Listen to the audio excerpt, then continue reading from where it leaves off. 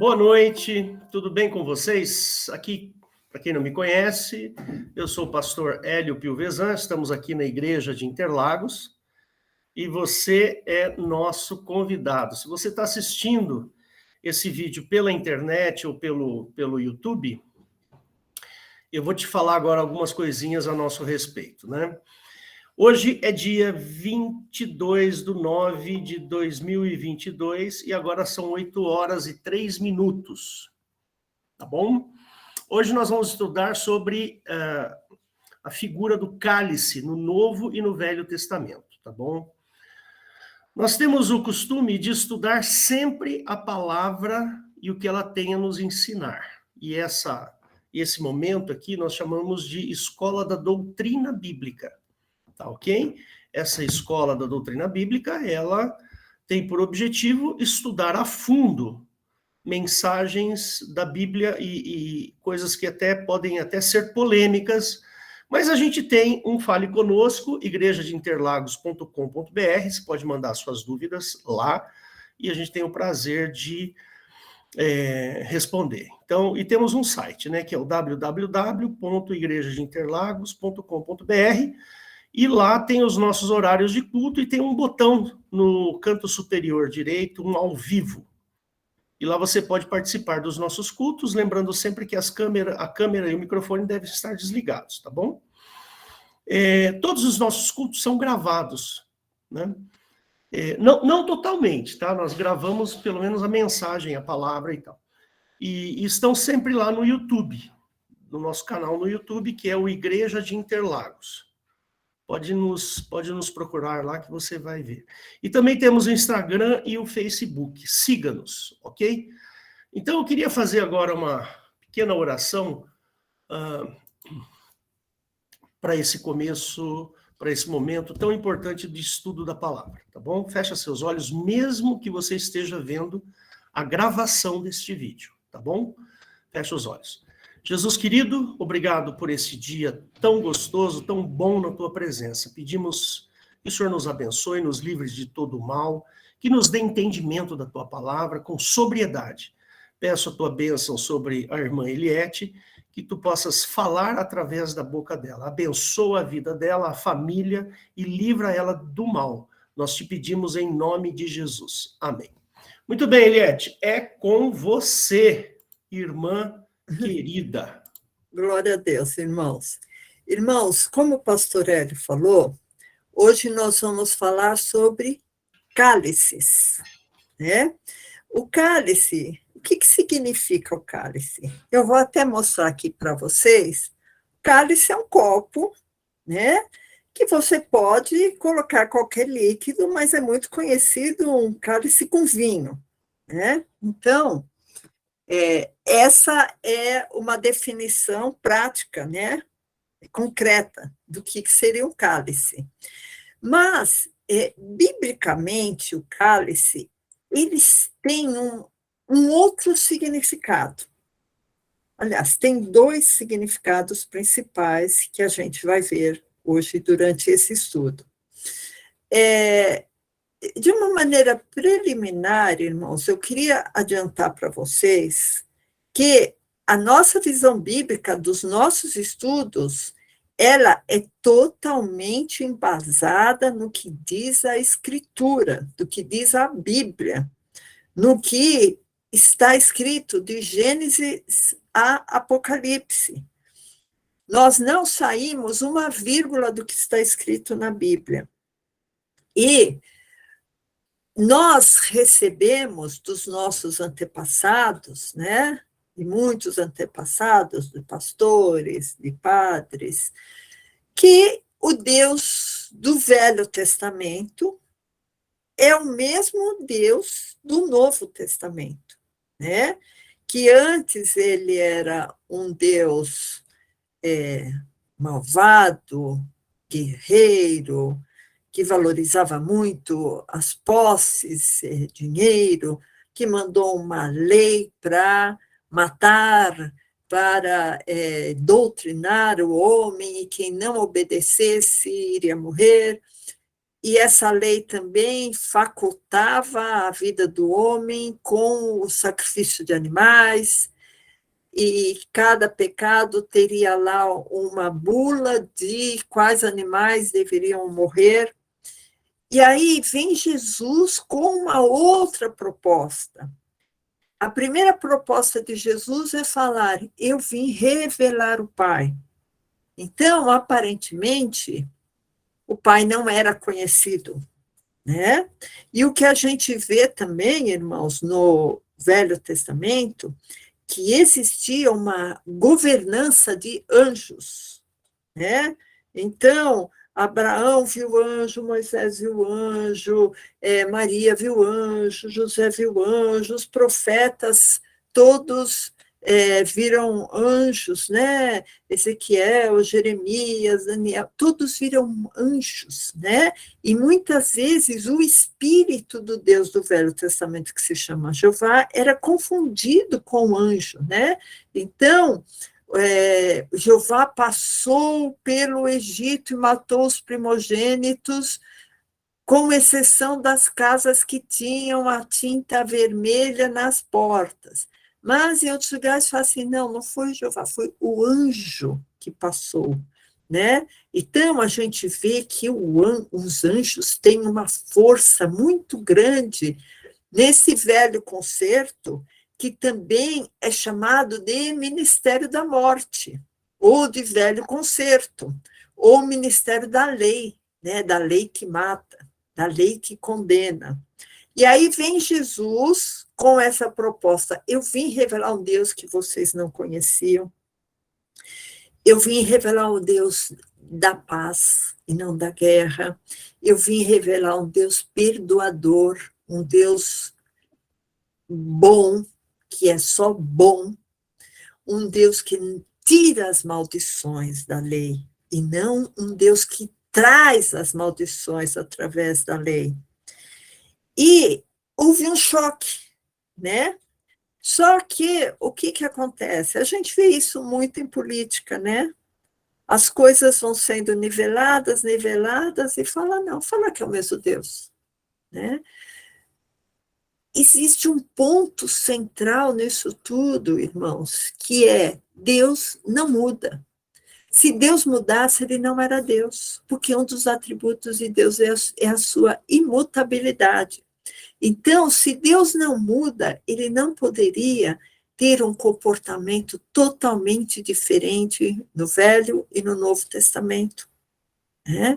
Então, daí, irmãos, nós crermos que Jeová é o Deus deste mundo, é o Deus das nações, é o Deus do ouro e da prata, é o Deus da guerra, é o Deus que trouxe essa lei maldita, é o Deus da terra. E o Pai é o Deus que nunca veio aqui na terra. O Pai mora na luz inacessível, e ele mandou o seu Filho para nos resgatar das maldições de Jeová. Ele nos resgatando das maldições de Jeová, em corpo eu ainda estou aqui, mas espiritualmente eu estou já assentada em lugares celestiais. A Bíblia inteira, irmãos, prova essa visão espiritual, que o Pai, o Filho e o Espírito Santo são um, diferente de Jeová, que é outro, que é o Deus que rege os anjos que atuam aqui nesse mundo, os anjos e os demônios. Eu falando isso para você, irmão, você pode muitas vezes se escandalizar, falar, nossa, isso é loucura, ninguém fala isso. Mas, irmãos, se você se deter a fundo na palavra de Deus, você vai ver que existe base bíblica para pensarmos dessa maneira, que existe um Deus que não falha, que não muda, um Deus que não assombra de variação, e esse Deus bendito, poderoso, é um Deus que nada tem a ver com esse mundo, Deus que rege é Jeová. Então, hoje nós vamos falar em especial do cálice, que eu já mostrei para você, irmão. Então, o cálice, ele contém um líquido vermelho, e não é por acaso que o cálice normalmente tem vinho tinto, né? Biblicamente, o cálice, ele está relacionado ao sofrimento, à morte, à humilhação. Por que eu estou dizendo isso? Que, biblicamente, o cálice está relacionado ao sofrimento, à morte ou à humilhação. Porque, biblicamente, o vinho significa sangue derramado. Tá? Por isso que na Santa Ceia nós vamos fazer esse link, né, do sangue derramado por Jesus, né, e a Santa Ceia. Esse estudo, irmãos, esse estudo é muito legal, tá? Por isso que eu vou passo a passo para o irmão entender, para ver como esse estudo é maravilhoso. Eu estou baseado num estudo do pastor Olavo, só que a gente sempre faz modificações, né? Mas vamos continuar aqui para os irmãos perceberem o caminho que a gente vai levar, tá? Então, o cálice, ele é tanto usado figuradamente no Novo Testamento como no Velho Testamento, e nós vamos dar exemplos para vocês. Eu queria que o pastor Hélio abrisse em Marcos 10, 33. Marcos, capítulo 10, verso 33. Isso. Então, já achou, né? Marcos 10, 33. Dizendo: eis que nós subimos a Jerusalém, e o Filho do Homem será entregue aos príncipes dos sacerdotes e aos escribas, e o condenarão à morte e o entregarão aos gentios. Daqui é o próprio Jesus que está falando, que ele ia ser condenado à morte, entregue aos gentios. E o escarnecerão e açoitarão, e cuspirão nele e o matarão. Então, Jesus já estava prevendo tudo o que ia acontecer. Ele ia ser escarnecido, ele ia ser assaltado, ele ia ser açoitado, ele ia ser cuspido, ia ser morto. E ao terceiro dia ressuscitará. E aproximaram-se dele Tiago e João, filho de Zebedeu, dizendo: Mestre, queremos que nos faças o que te pedirmos. E aí Jesus disse, né? E ele lhes disse: que quereis que eu faça? E eles lhe disseram: concede-nos que na tua glória nos assentemos, um à tua direita e outro à tua esquerda. Então, isso que eles pediram para Jesus: Jesus, na tua glória, nós dois aqui, Tiago e João, senta um na sua direita e outro na sua esquerda. Aí Jesus respondeu assim: não sabeis o que pedis. Podeis vós beber o cálice que eu bebo e ser batizados com o batismo que eu sou batizado? O que é o cálice aqui, irmãos? Essa palavra que eu quero que vocês, que chame a atenção de vocês. Podeis vós beber o cálice que eu bebo? Qual que era o cálice que Jesus ia beber? Escarnecerão, açoitarão, cuspirão e o matarão. Esse era o cálice que Jesus ia beber. Entenderam? O significado do cálice, o cálice tem um significado de morte, de humilhação, de desrespeito, de sofrimento. Esse é o significado do cálice antes da nova aliança, tá? E até uma curiosidade, irmãos, que aí, mas Jesus lhes disse, né, não sabeis o que pedis, podeis vós beber o cálice que eu bebo e ser batizado com o batismo que eu sou batizado, e eles disseram: podemos. Jesus, porém, disse-lhes: em verdade, vós bebereis o cálice que eu beber. Jesus falou: vocês vão beber. Né? E interessante, irmãos, que historiadores dizem que Tiago foi o primeiro apóstolo a morrer condenado por causa do evangelho, né? Ele morreu defendendo o cristianismo. Segundo o historiador Daniel Hoppe, seria no ano 41, quer dizer, o ano 41 foi 7, 8 anos depois da morte de Cristo, né? Outra fonte diz que ele foi decapitado por ordem do rei Herodes Agripa I no ano 44, mas foi por aí, né? Então, realmente, ele provou o cálice de Jesus, né? Que ele foi decapitado. Quanto a João, que é o apóstolo do amor, que não é João Batista aqui, né? O apóstolo de Jesus é o apóstolo do amor. Há discussões quanto à morte dele, porque algumas pessoas acham, creem, que ele foi aquele João que escreveu a Apocalipse na ilha de Patmos. Só que outras pessoas, por exemplo, o pastor Olavo e outros historiadores, dizem que aquele João que escreveu o Apocalipse não é o João apóstolo do amor, e nem o João Batista, né, que morreu muito antes. Então, aí fica a dúvida, porque esse João que escreveu o Apocalipse, dizem que ele morreu muito velhinho, né? Então, a gente fica com esse ponto de interrogação quanto a João, mas Jesus falou que aquele João lá, apóstolo do amor, iria tomar do mesmo cálice de Jesus. Então, supõe-se, então, que ele deve ter morrido muito antes do que aquele outro João que escreveu o Apocalipse, tá? Mas isso aí é só um tema pitoresco para discussão, tá bom? Então, nós vimos o significado do cálice: sofrimento, humilhação, morte. Por isso que o cálice tem, preferencialmente, esse vinho tinto, que significa sangue derramado. Tá? Então, eu queria mostrar também, isso foi no Novo Testamento, agora eu quero mostrar para vocês, irmãos, no Velho Testamento, queria que o pastor abrisse Ezequiel 23, 32. Aqui, esse Senhor Deus, em Velho Testamento, sempre significa Jeová. Tá? Então, quando eu ler Senhor Deus e ler Jeová, é a mesma coisa. Então, Ezequiel 23, 32. Assim diz o Senhor Jeová: beberás o cálice da tua irmã, fundo e largo, servirás de riso e escárnio, pois nele cabe muito, de embriaguez e de dor te encherás. O cálice da tua irmã Samaria é cálice de espanto e assolação.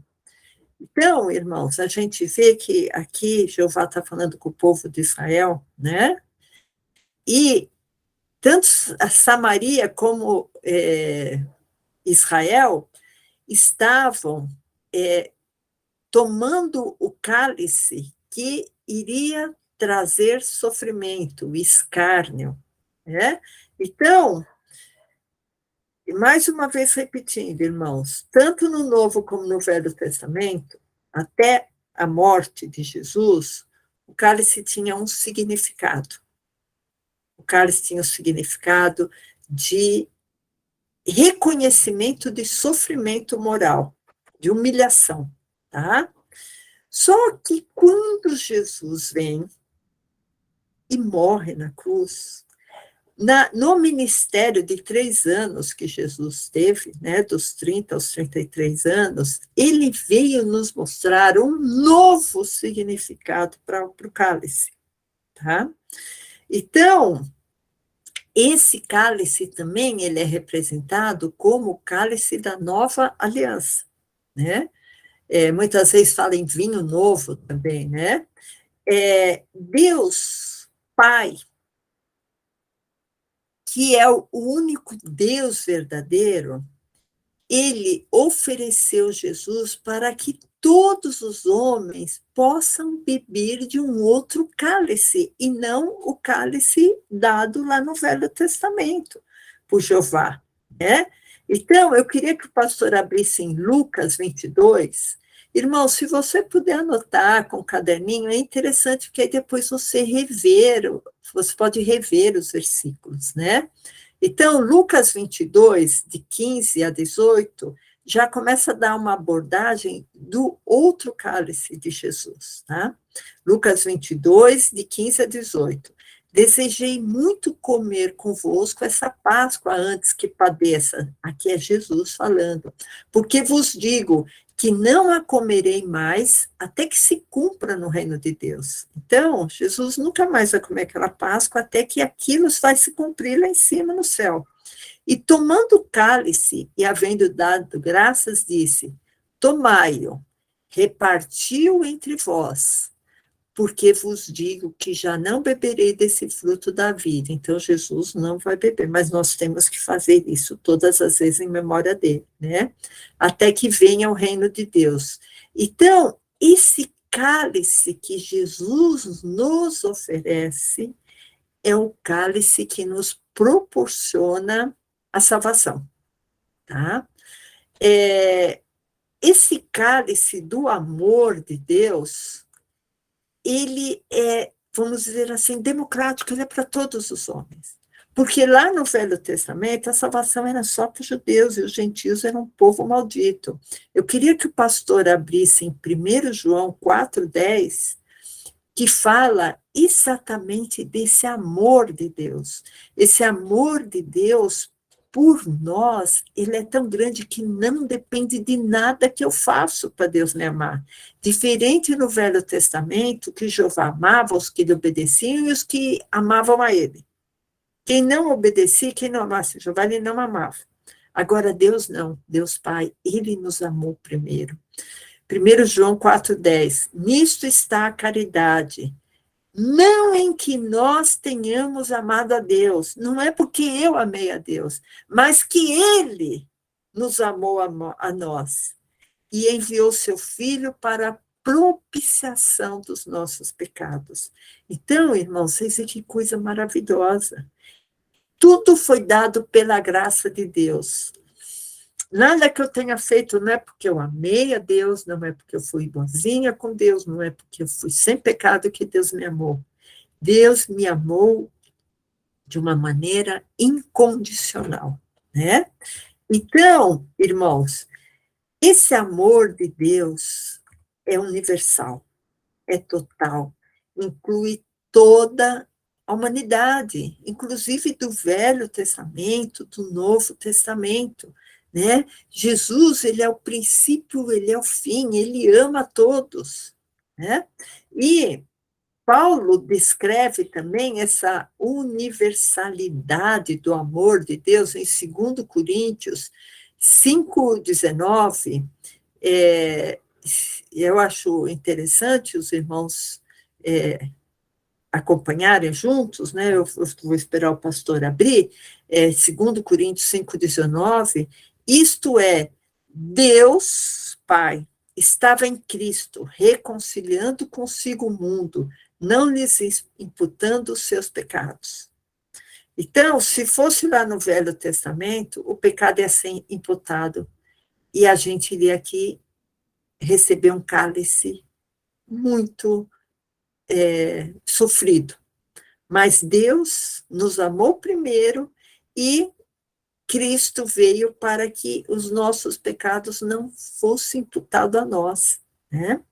Então, irmãos, nós estamos vendo que no Velho Testamento havia um outro cálice, que não revelava esse amor, que é o amor do Pai, é o amor de Cristo. Ao contrário, esse cálice do Velho Testamento, ele revelava furor, falta de misericórdia. Inclusive, irmãos, eu queria que o pastor abrisse em Salmo 75,8, Salmo 75,8, que é muito interessante, que fala desse cálice do Velho Testamento. Isso, Salmo 75,8, fala assim, porque na mão de Jeová há um cálice, então, tem um cálice na mão de Jeová, como eu mostrei esse cálice, né? Cujo vinho ferve, cheio de mistura, e dá a beber dele. Certamente todos os ímpios da terra sorverão e beberão as suas fezes. Irmãos, isso é muito sério, né? Você pensar num Deus que fica recolhendo fezes aí pelo mundo para colocar dentro de um cálice.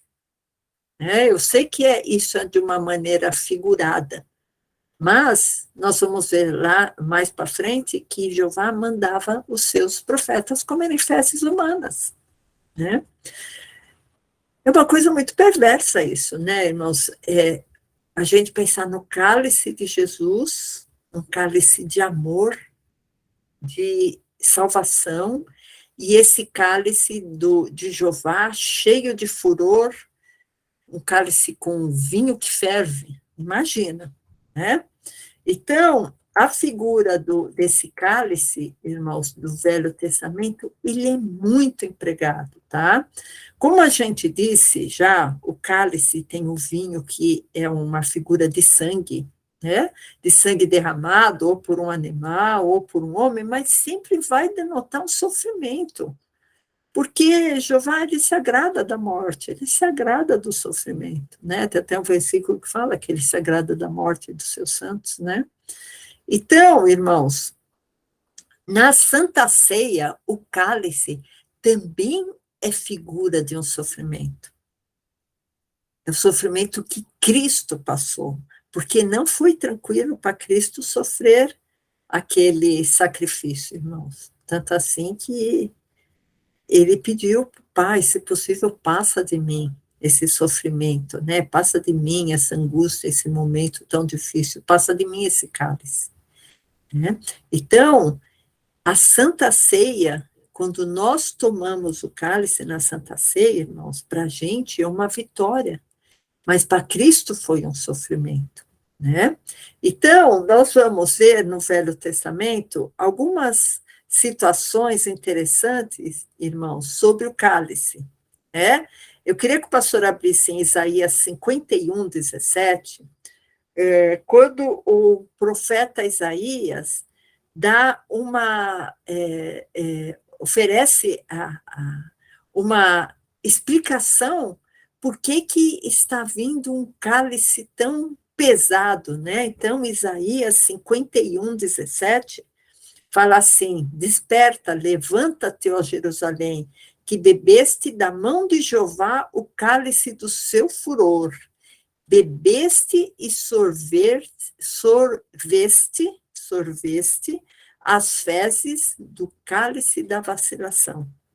Então, irmãos, a gente vê que não é uma vez nem duas, várias vezes fala do cálice com fezes. Você imagina a situação, né?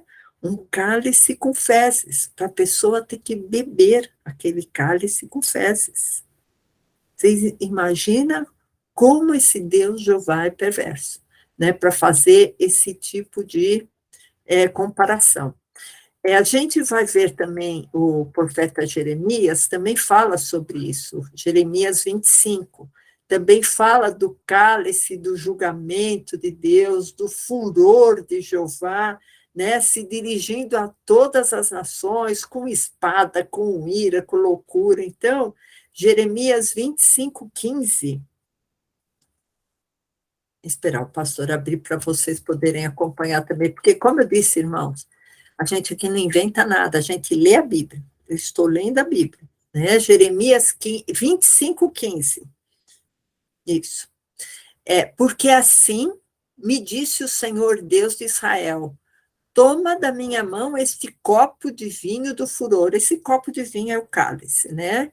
E darás a beber dele a todas as nações as quais eu te enviarei, para que bebam e tremam e enlouqueçam por causa da espada que eu enviarei entre eles.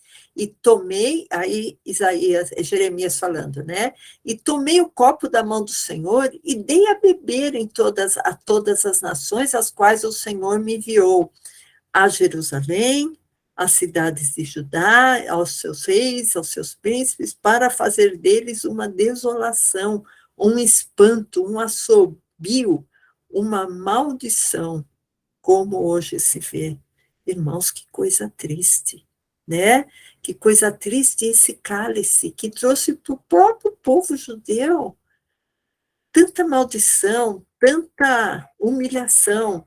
E para abraçar todos os grandes profetas, né? A gente vai falar agora do Ezequiel 23, Ezequiel 23, 31, que também fala do cálice de Jeová. Irmãos, eu vou deixar bem claro para vocês o quanto o cálice de Jeová é maligno, é demoníaco, né? Então, Ezequiel 23, dos versos 31 a 35. Assim diz o Senhor Jeová: beberás o cálice da tua irmã, fundo e largo. Isso aqui eu já li lá em cima, tá? Mas eu vou ler um pouco mais agora. Pois nele cabe muito, de embriaguez e de dor te encherás. O cálice da tua irmã Samaria é cálice de espanto e assolação. Bebê-lo-ás, pois, e esgotá-lo-ás. Tem que beber tudo. E os seus cacos roerás, e os teus seios arrancarás, porque eu o falei, diz o Senhor Jeová. Portanto, assim diz o Senhor Jeová: como esquecestes de mim e me lançastes para trás das suas costas, também carregarás a tua perversidade e as tuas devassidões. Então, irmãos, a gente vê que no Velho Testamento, como a gente já viu lá no Salmo 75:8, né? Não precisa abrir, pastor, que a gente já deu, esse cálice dado por Jeová é um meio muito, ao nosso ver, ao ver da psicologia, vamos dizer, é um meio muito esquisito para poder educar, doutrinar, evangelizar alguém, né? Porque um povo que vive no meio de um lixo, no meio de cálices, de fezes, perde a noção do que é limpeza, né? Um povo que vive no meio do furor nunca será um povo manso, um povo com misericórdia. Um povo que vive no cálice da violência nunca será pacificador. Um povo que vive no meio da corrupção de outros povos, submetendo eles ao jugo, eles nunca vão saber o que é santidade. Então, os métodos empregados por Jeová, por meio desses cálices, eles mais desvirtuam do que evangelizam o povo, né? Eles mais tornam o povo revoltado, o povo degenerado, do que um povo santo, um povo que seja obediente a ele, né?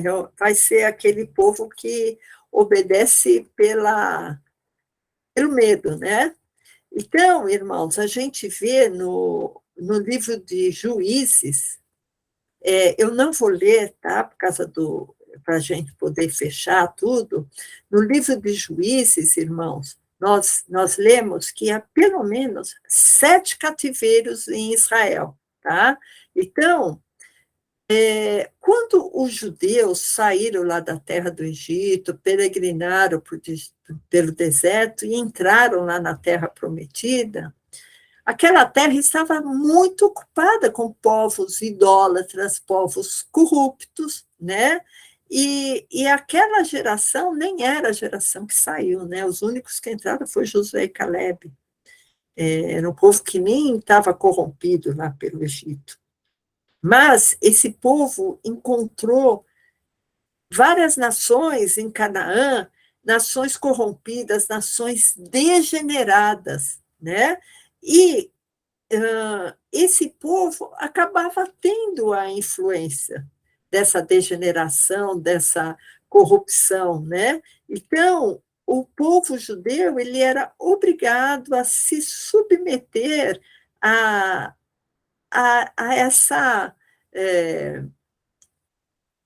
esse povo, ele era obrigado a se submeter a toda essa devassidão, né? Em Levítico 18:30, fala exatamente isso: você tem que guardar os mandamentos de Deus, né? Não fazer práticas abomináveis, né? Então, Levítico 18:30 fala exatamente isso. Você tem que buscar o que é bom. O pastor vai abrir, a gente vai ler, acho que fica melhor. Levítico 18:30. Fala assim: portanto, guardareis o meu mandamento. Jeová falando, né? Guarda o meu mandamento, não fazendo nenhuma das práticas abomináveis que se fizeram antes de vós, e não vos contamineis com elas. Eu sou o Senhor vosso Deus. Só que na própria Bíblia, irmãos, fala que é impossível o homem não pecar, né? Então, se é impossível o homem não pecar, Jeová não tem misericórdia. Por quê? Porque todo homem peca, né? É impossível o homem não pecar, principalmente o homem que não tem Cristo. Se o homem quiser ter outro patamar de santidade, não pecar, o homem vai ter que fazer várias renúncias, né? Vai ter que entender exatamente qual é o evangelho, porque o natural do homem é ser pecador, irmãos, né? Então, o homem é impossível não pecar. Só que Jeová leva isso ao pé da letra e fala, olha, quem fizer um pecado já perdeu a salvação, né? Já vai estar debaixo da lei do jugo de Jeová, né? Da morte. Então, irmãos, a gente vê que, por exemplo, eu só vou falar as referências, os irmãos não precisam de abrir agora. Juízes 3, 7, 8, os judeus, eles foram cativos do rei da Mesopotâmia, e eles foram libertos por Otoniel. Esses cativeiros, depois teve Eglon, que também impôs cativeiros, que era o rei dos Moabitas, depois veio Jabim. Então, a Bíblia, irmãos, está cheia de reis que submeteram o povo judeu durante várias épocas a esse cativeiro, tá? Então, existe também uma comparação que a gente faz entre o Jardim do Éden e Canaã, né, que seria a terra prometida. A gente sabe que existia no Éden a árvore da ciência do bem e do mal, né, uma árvore que era proibido comer, né, uma árvore que se alguém comesse ia ser castigado. E Eva, coitada, né, que não tinha nenhuma base espiritual, ela foi acabando se responsabilizando por essas taças demoníacas que a gente vai ver aqui para frente, tá? Então, a serpente, ela foi lá ensinar Eva coisas que não prestavam. A serpente é como se fosse um anjo que ensina a humanidade a fazer coisas que não prestam. E qual a consequência do pecado? É a morte, é o cálice da morte, né? Então, uma coisa interessante, irmãos, que eu queria falar com vocês é a respeito de Ezequiel, tá? Eu queria que o pastor abrisse Ezequiel 4, 10, para eu mostrar uma coisa para vocês bem interessante. Jeová, ele quis obrigar Ezequiel a comer bolinhos feitos de fezes humanas, nem era fezes só, era fezes humanas, né? Então, isso só não aconteceu porque Ezequiel chorou e implorou que ele não queria comer fezes humanas, né? Então, isso está em Ezequiel 10, eu vou ler junto com os irmãos. E a tua comida que has de comer será do peso de 20 ciclos por dia, de tempo em tempo a comerás. Também beberá águas por medida, quer dizer, tinha uma restrição de água e de comida, né? A saber, a sexta parte de um hin, de tempo em tempo beberás, e o que comeres será como bolos de cevada, e cozê-lo-ás sobre o esterco que sai do homem, diante dos olhos deles. Então, irmãos, o plano de Jeová era que Ezequiel comesse bolinho feito por fezes humanas. E aí, verso 15, então disse eu, ai, Senhor Deus, eis que a minha alma não foi contaminada, pois desde a mocidade até agora, nunca comi daquilo que morrer de si mesmo ou daquilo que é despedaçado por feras, nem carne abominável entrou na minha boca. E disse-me, né? Aí Jeová disse, vê, deite esterco de vacas no lugar de esterco de homem, e sobre eles preparará o teu pão. Então, irmão, você vê como Jeová foi misericordioso. E ao invés de ele comer bolinho de cocô de homem, humano, ele foi, vamos dizer, com castigo menor, vai comer bolinho de cocô de vaca. Irmãos, que imaginação que Jeová tem. Isso, irmãos, você acha que o pai de Jesus Cristo ia ter esse tipo de conduta? Mandar os seus filhos comerem cocô de gente? Senão, ele foi bem misericordioso para comerem cocô de vaca.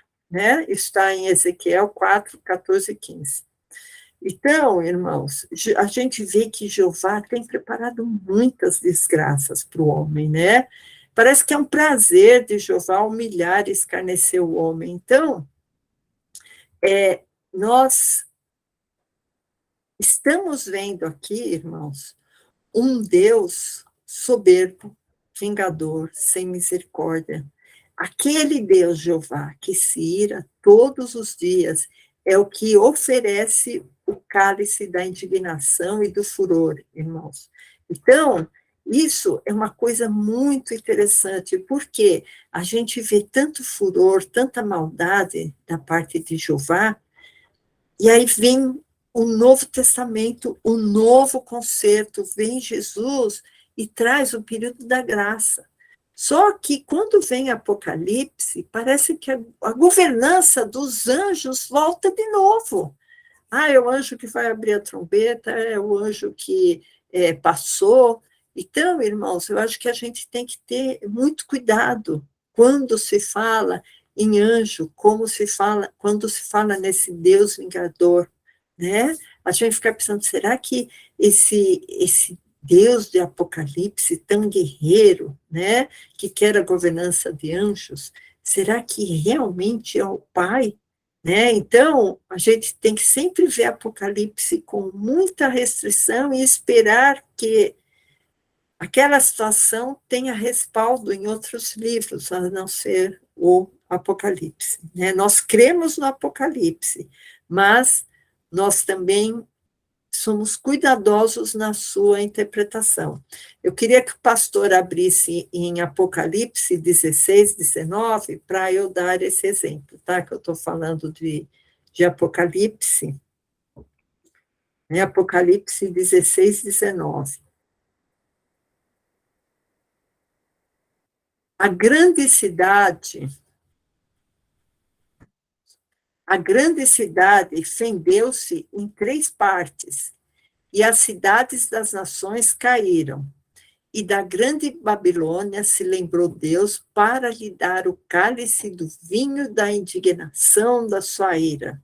Então, irmãos, a gente está vendo muito da linguagem do Velho Testamento em Apocalipse. Por isso que eu digo, cremos em Apocalipse, mas precisamos de respaldo em outros livros bíblicos, tá? Porque a gente sabe que esse Deus perverso, chamado Jeová, que deu uma lei para a condenação do homem, é uma lei que contém 613 mandamentos, estatutos, ordenâncias, que ao homem é impossível o cumprimento integral, né, dessa lei. E a mesma lei diz que quem não cumprisse todos os mandamentos estava condenado. E aí vem o Pai, em sua infinita misericórdia, enviou Jesus Cristo para pagar com a sua própria vida, para pagar com seu sangue o preço que Jeová exigia na sua lei para a libertação do homem, que era uma libertação por obras. Eu tenho que fazer tudo certinho, porque senão Jeová vai me condenar. É uma libertação por obras. Então, eu queria que o pastor abrisse em Colossenses 1,14, que explica exatamente isso. Porque a salvação de Cristo não é uma salvação por obras, é uma salvação pela graça, pelo sacrifício. Ele já fez o sacrifício, né? Só que quem está em Cristo se afasta das iniquidades, porque ele tem o Espírito Santo. Então, Colossenses 1,14 diz assim, em quem temos a redenção pelo seu sangue, a saber, a remissão dos pecados. Então, irmãos, a gente vê que sem derramar sangue não há remissão de pecados, por isso que Jesus derramou seu sangue, e por isso que Jesus veio cumprir a lei de Jeová. Nele está o cumprimento da lei, né? Então, a nossa única porta, irmãos, Jesus é a nossa única porta para o livramento da condenação dessa lei maldita, da maldição da lei, a única porta que temos para sair para a liberdade, para um lugar amplo, que Jesus Cristo, né, Yeshua, lugar amplo, a única porta é Jesus. Ele bebeu o cálice no meu lugar. Né? Então, quem está em Cristo está livre das maldições de Jeová, está livre dos cálices de ira, de furor e cálices de fezes que Jeová quer dar para o seu povo. Os servos de Cristo, como eu disse, eles receberam tudo pela graça, e não como no Velho Testamento, que tinham que cumprir tudo certinho para ser salvo. Cristo não. Cristo já cumpriu e pela graça somos salvos, e não pelas nossas obras. Temos que fazer tudo certo, temos que ter uma vida reta, temos que fugir da iniquidade, sim. Por isso que em 2 Timóteo 2,19, eu queria que o pastor abrisse também, porque aqui está dizendo que nós temos que nos afastar da iniquidade. Se estamos com Cristo, não temos que andar de braços dados com a prostituição, com o pecado, com a iniquidade. Então, 2 Timóteo 2,19 diz assim: todavia o fundamento de Deus fica firme, tendo este selo: o Senhor conhece os que são seus, e qualquer que profere o nome de Cristo, aparta-se da iniquidade. Você profere o nome de Cristo, irmão? Então você não tem que andar de braços dados com a iniquidade. Tá? É consequência de ser cristão, né? Então, o cálice de Jesus é diferente daquele cálice, do vinho que ferve, do furor, né? Jesus, ele trouxe o cálice do novo concerto, o cálice da velha aliança ficou lá atrás. Cristo rasgou a cédula que era contra nós, né? Isso está em Colossenses 2,14. Então, Cristo nos oferece uma nova aliança, que não tem nada a ver com aquela velha aliança de Jeová.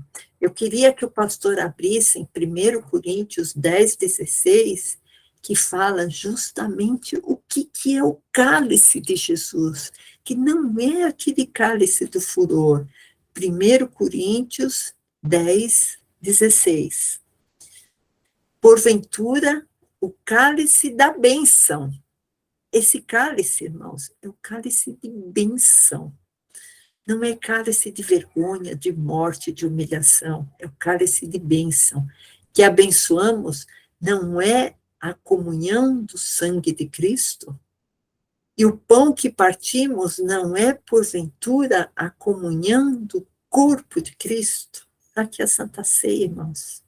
Olha o significado tão forte da Santa Ceia. Tão forte, irmãos. Os cálices que não pertencem ao Pai, que tem muito cálice que a gente viu aí atrás, né? Cálice do furor, da maldição, da humilhação. A Bíblia tem uma definição para eles. Está em 1 Coríntios 10, 21. Vamos ver como que Paulo descreve esses cálices, que não são o cálice da bênção, né? 1 Coríntios 10, 21. Não podeis beber o cálice do Senhor e o cálice dos demônios. Não podeis ser participantes da mesa do Senhor e da mesa dos demônios.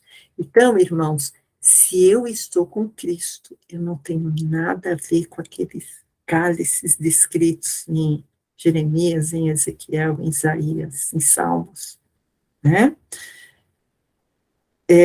Vocês veem como que Paulo descreve, né? O cálice que não é da bênção. Então, irmãos, eu queria, já está quase terminando, tem 8 minutos. 1 Coríntios 11, 25, que a gente usa muito esse versículo, né? Eu vou ler para os irmãos, porque realmente é um versículo chave, né? 1 Coríntios 11, 25. Semelhante também, depois de cear, tomou o cálice, dizendo: esse cálice é o novo testamento no meu sangue.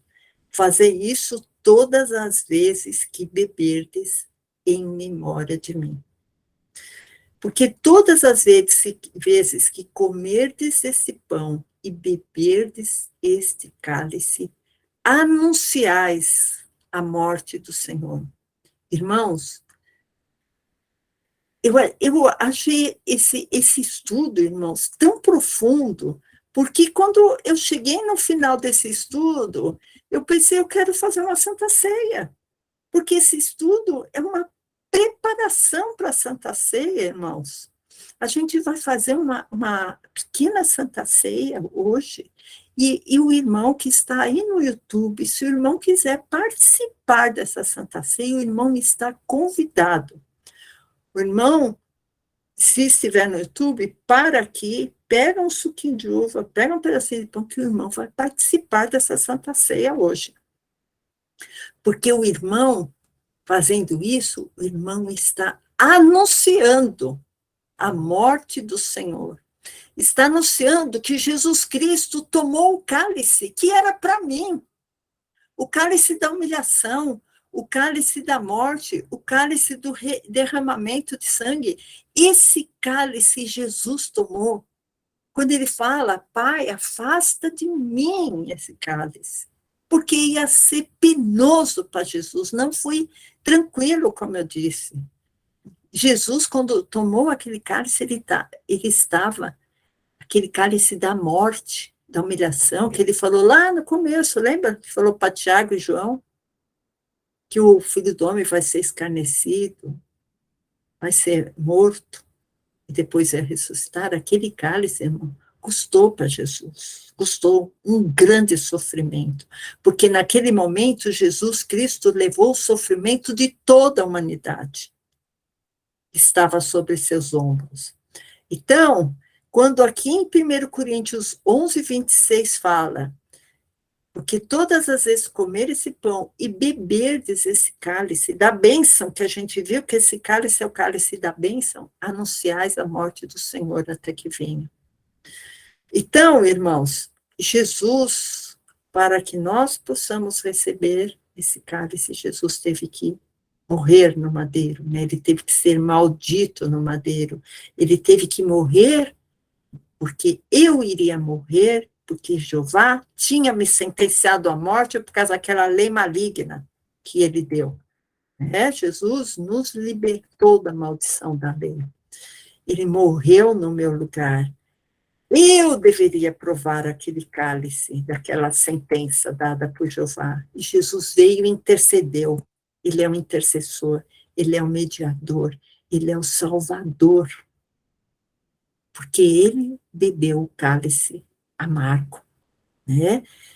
Cristo nos resgatou da maldição da lei, fazendo-se maldição por nós. Por isso está escrito, maldito todo aquele que for pendurado no madeiro. Eu li, não precisa abrir, pastor Gálatas 3,13, que fala das maldições da lei de Jeová.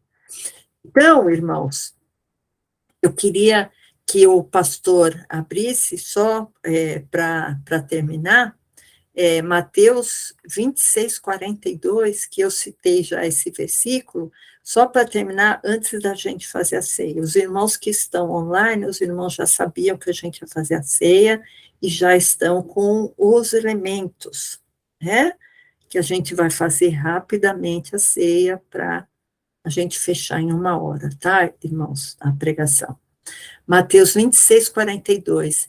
Indo a segunda vez, Jesus orou, dizendo, Pai meu, se esse cálice não pode passar de mim, sem eu o beber, faça-se a tua vontade. porque era a vontade do Pai que Cristo nos salvasse, porque senão, irmãos, todos nós estaríamos perdidos nas mãos de Jeová. Eu quero só fazer uma oração. Senhor Deus, nós queremos, Senhor, anunciar a tua morte neste momento, Pai.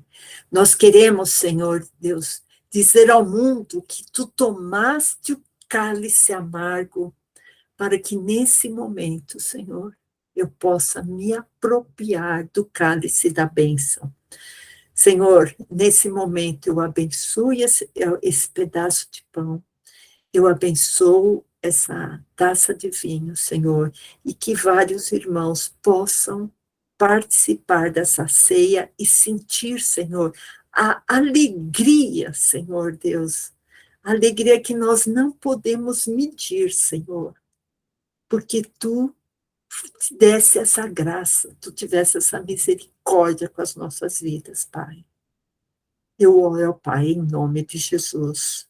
Então, irmãos, eu vou mostrar para vocês, eu tenho aqui o vinho e tenho aqui o pãozinho, tá? O pãozinho. E eu quero que o pastor abra em 1 Coríntios 11, 23. Para a gente terminar, irmãos, com essa palavra. 1 Coríntios 11, 23. Porque eu recebi do Senhor o que também vos ensinei, que o Senhor Jesus, na noite que foi traído, tomou o pão. Irmãos, vamos tomar o pão, o pãozinho. E verso 24. E tendo dado graças, o partiu e disse: tomai e comei. Isto é o meu corpo que é partido por vós. Fazei isso em memória de mim. Amém, irmãos? Vamos comer o pãozinho.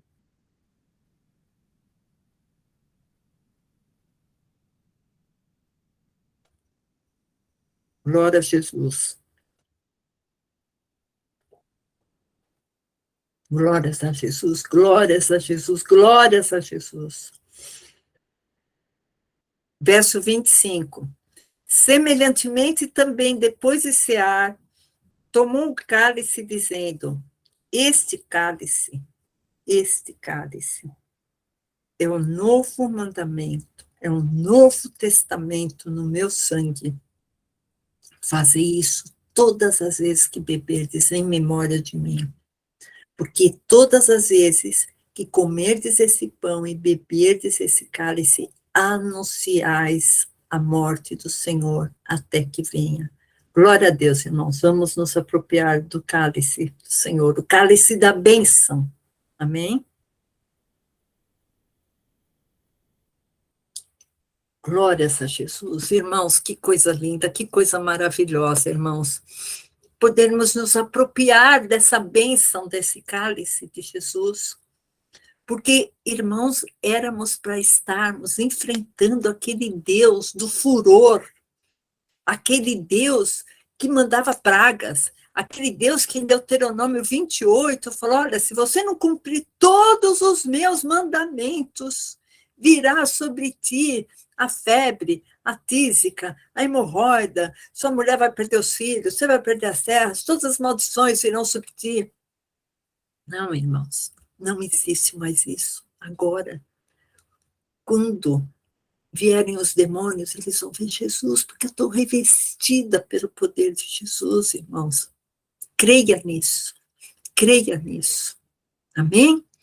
Deus abençoe, glória a Jesus, até a próxima, irmãos. Deus abençoe os irmãos.